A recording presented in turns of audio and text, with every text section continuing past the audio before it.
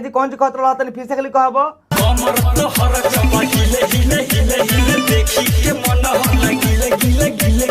हाँ कमर तहार जब हिले हिले आ मन हो जाला हमारे गीले गीले। ए भैया जी खाली तहार मन में गीले गीले होला ना, निचलो में से टॉप देने चू जाला ना। जौन फैक्ट बताओन बतावा मर्दे, भौजी कमर हिलाई तहरा पर बैठ के तो सब निचला में से चुएबे करे, तो साफ साफ कहा कहता ला खेती तो झाप के कहता रहा। हेलो फ्रेंड, का हाल बा? आशा करते नहीं अच्छा और स्वस्थ और अपने अपने काम में व्यस्त हो के। तो हम काफ़ी दिन से वीडियो नहीं आने पावत नहीं है, तो का वजह से ना आने पावत नहीं है। एम सो आप लोग तो पूछत भी ना रही लोग कि हमारे वीडियो काहे नहीं आवत। तो दोस्तों हम बता देते नहीं, आप लोग ना पूछत नहीं हलो तो उससे पहले ही बता देता नहीं, क्या कि हमारी तबीयत बहुत खराब रहा बहुत। तो हमारी तबीयत खराब है तो आप लोग जान के का करें लो, तो ज़्यादा खराब रहा ये वजह से हम वीडियो ना बना पाते नहीं। तो फिर आप लोग के एक नया वीडियो लेके क्रेजी भैया के ऊपर आयल बनी। तो आप लोग वीडियो पे शुरू से अंत तक बिना बकवास किए बिना फलाने ठिकाने किए बिना वीडियो स्टार्ट करते हैं। आज के वीडियो में बने रहे, शुरू से अंत तक देखिए और वीडियो कहाँ कैसा लगल कमेंट करके जरूर बताएं जो हमारे वीडियो में। तो ध्यान देवे जब वीडियो कैसा लगा था। तो क्या हाल बा भाई लोग, उम्मीद करते हैं कि सबको अच्छा को बोलो और हमेशा अच्छा रखे चाहिए। तो भाई लोग आजकल मतलब कुछ ज्यादा ही बिक्की राज उड़त रहन, ठीक बताइए लोग का फेल हम जरूरी सोचनी बिकॉज यार गाना ऐसा ऐसा गावत रहना सुन के सब झांट पहले लाल होता है और बाद में जाकर झलक जाता है। और भाई लोग बहुत जन के ये वीडियो में मिला कर रोज करला बनी। तो भाई लोग वीडियो का शुरू से अंत तक देखिए लो, यो वीडियो बहुत गड़फार हो खेला बाबा। तो बिना कोला वाला सुन के स्टार्ट करन जांच के तोरी बोहनी के चूल चोद सरवा। तो बिना कोला वाला सुन के स्टार्ट करन जांच के बकचोदी। अच्छा तो कमर तहार जब हिले हिले हिले हिले हिले हिले। अरे सरवा इतना मत हिलाओ नहीं तो चू जाई। सरवा हमारे इतना कमजोर शरीर नहीं के चूजे सर लोग से छोटा सा रिक्वेस्ट बा तो वीडियो स्क्रॉल ना करेंगे, शुरू से अंत तक देखेंगे प्लीज। आप लोग से इतने हमारे निवेदन।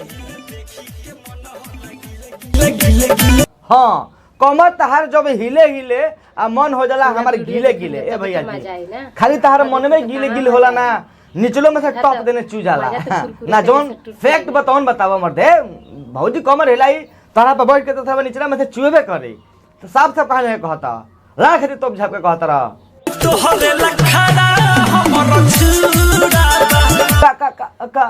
कौन चीज बावे?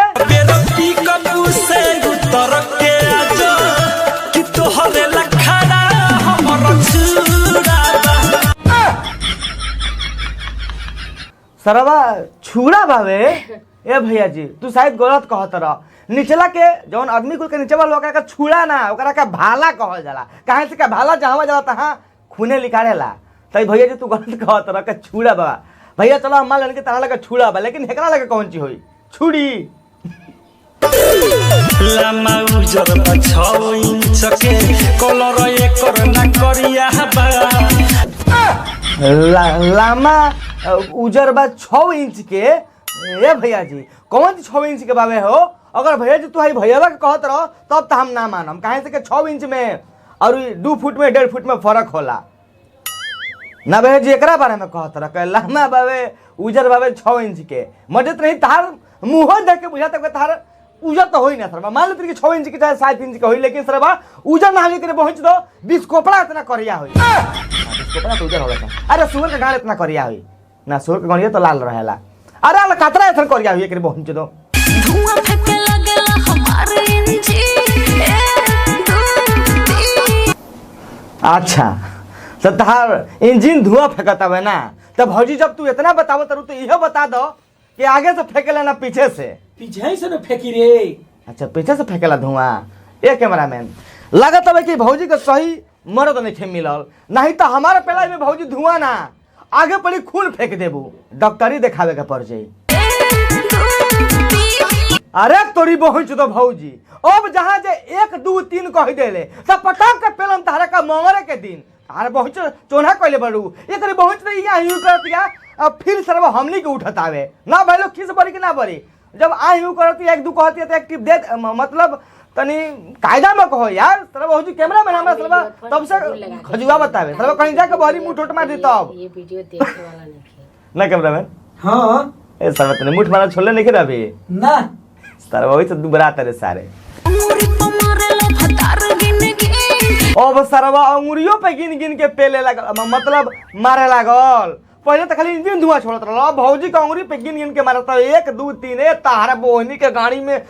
अरे भौजी खिस मत बढ़ाओ, नहीं तो आजकल बहुत ठंडा लगता है। तार झोटिया में पेट्रोल डाल के आगी बार के तारे पहुंच दो, आगी ताप ले।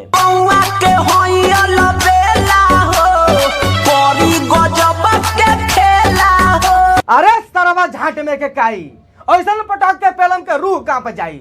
सरोत नहीं खेला करत रह तू ना सरवा हाई कौन टाइप के खेला भाई लोग तो लोग के देख के बतावा लो। एकरा कहते सरवा पेले के इशारा कोई कहल जाला, ना कि सरवा खेला कोई कहल जाला।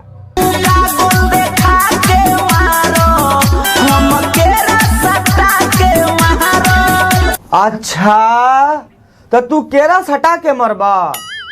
देखिए भैया जी केरा बहुत नाजुक होला, कहीं ऐसा का मत हो जाओ के भौजी के अगला इंजनवा में केरवा अथवा फंस के टूट जाओ। ऑपरेशन करावे के पड़ी, बहुत तकलीफ हुई है बाबू। काहे तू बड़ो खखुआइल बोला मजी। हाँ जब तू ओकरा के टाइम टू टाइम ना देबू तो उ सब खखुआई ना तका मुंह ठमारी। मतलब कौन सी करी तू हिलेबे नु करी सरवा आ खखुआइबे नु करी हो। काहे तू बड़ो खखुआइल बोला मजी, लगता हमरा तो बहुत शरम जी। अच्छा तो शादी करे के बेरी तहरा शरम ना लागल, अब पेलवावे के बेरी तहरा लाज लगाता है ना। तहार बहिन छियो तो करबू चोन्हा लाज शरम वाला पतिया भुला के दे दो ना मजा रानी पंजाबिया के। हाँ कही तो देहलो सारावा लाज शरम सब भुला के और भैया का पाजा में जाके बैठ जा आ कछिवा खोल के भैया नीचे से अपन हैंड ब्रेकवा लगा के खप खप खप खप मार ले। सरवा के तरी कहते यार मेहरारू के लाज शरम भुला के अब पाजा में आके माजा जदा सरवा माजा लेबे तू माजा आओ दी दबावे 7 इंच वाला गोरगोज एकदम सरुत रहे गोड़िया में। हाँ बेटे वाह ही सखी रे सोनिया के लीला चढ़ते पलंग पर गार दे तकीला। अरे सरवा सकल बलमुआ के झांट, सबसे पहले तू हमरा की बताओ कि कीला गाड़ देता वे ना गाड़ देता वे। नहीं तो हम ई बात सोचो कि कंफ्यूज बने भाई लोग सुनो ला ई तबा कौन जी कहता वे। कैमरा में तने फिर से अगली वीडियो क्लिप लगाओ तो ही सखी रे सोनिया के लीला चढ़ते पलंग पर गार दे तकीला। हाँ सुन ला हेलो कहता सरवा गाड़ देता वे कीला। रे सरवा एकरा ला बढ़िया कह देते कि गाड़ देता वे कीला, ई सुन के अच्छा लगी क्या कहत रहे कि गाड़ देता कीला। आ तनी भाई लोग आई भौजी लोग के देख लो कितना खुश बाड़ी लो एकनी के भतार जब एकनी के सेजिया पे कीला काट देता वे तारे तारे बहन चोद लो कहियो देखो लो किलो पर पेल कर मोर टांग ले। रोज खा के सैया खुदी सखी मारेला खुदी, रोज खुदी खा के मारे कूदी कूदी। अरे तोरी बहन चोदो आदमी खुदी कहिया से खाए लागल ले, खुदी के तो आदमी सब पीस के आटा बना के तब ये रोटी बना के आदमी खाला। आई भौजी कहते कि रोज खा के खुदी मारे कूदी कूदी। अरे तार बहिन चलो देखिए कहियो कूद के तारा गोनिया में मत पेल दे कि हगल निकल जब तारा बहिन चलो तो ये ना कहबू कि खा के सही खुदी मारे कूदी कूदी। सर्व माता कसम से भाई लोग सर्व हमके पगला दिया सन यार। भाई लोग आज के बकचोदी यही खत्म करते नहीं यार, अब ना जले सकम यार। भाई लोग वीडियो का लाइक मारो लो भाई, ये वीडियो में कैसे भी करके यार 10,000 लाइक करेगा भाई लोग, लाइक मारो लो यार।